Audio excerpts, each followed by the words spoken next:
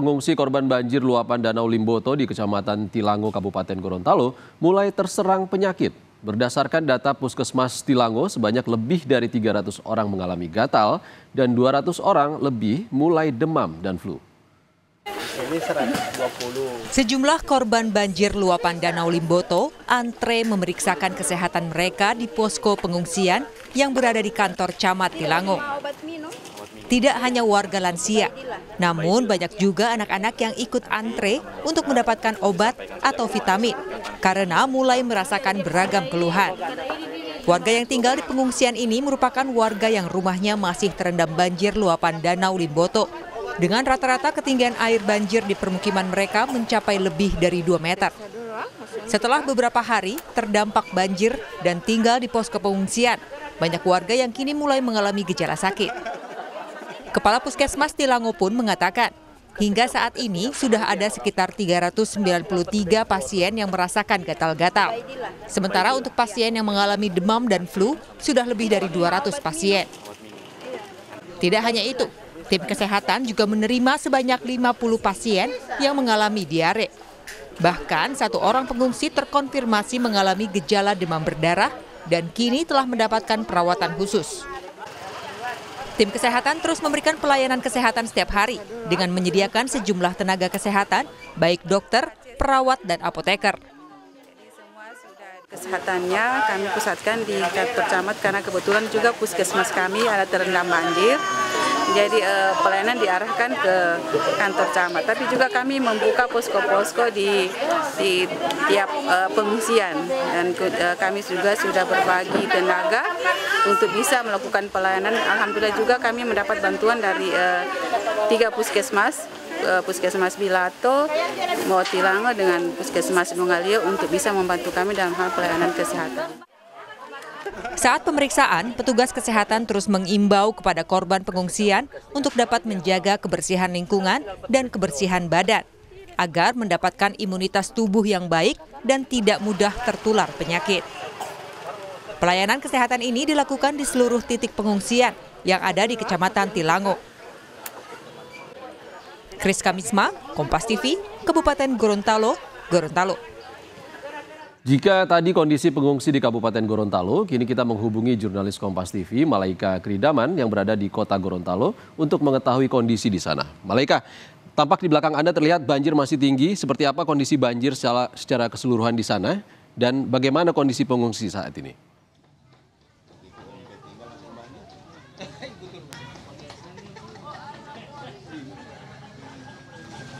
Saudara, memang kemarin Badan Nasional Penanggulangan Bencana atau BNPB sudah melaporkan beberapa kecamatan di kota Gorontalo genangan airnya sudah berangsur surut.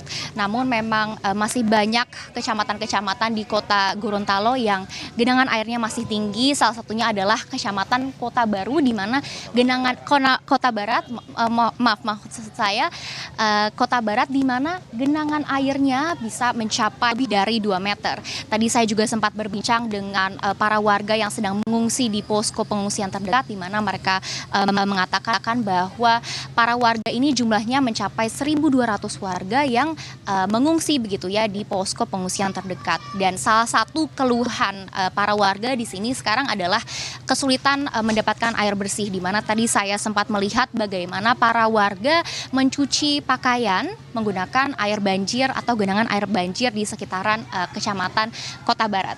Karena memang sumber air bersih banjir. Nah, saat ini masih terendam banjir.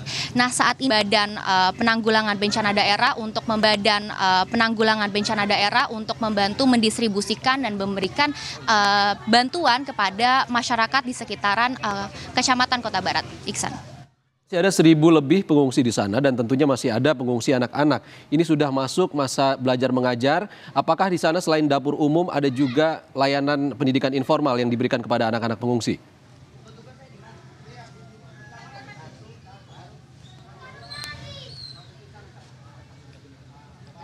Ya, Iksan dan juga saudara, terkait lebih lengkapnya soal bagaimana pendidikan para anak-anak atau warga yang mengungsi, sudah hadir bersama saya Ketua Pelaksana Badan Penanggulangan Bencana Daerah Kota Gorontalo, Bapak Mahmud Saad Kiai Baderan. Selamat siang Bapak.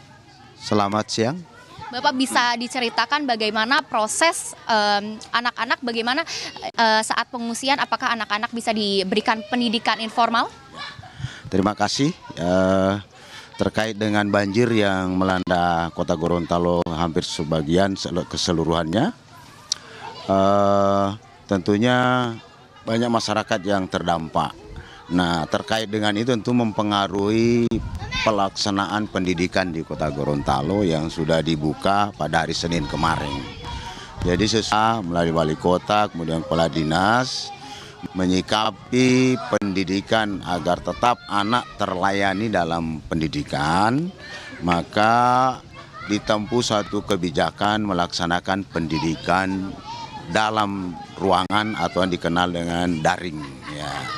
Ini pendidikan daring ini tentunya karena lembaga pendidikan banyak tergenang air sehingga tidak bisa melaksanakan proses pendidikan.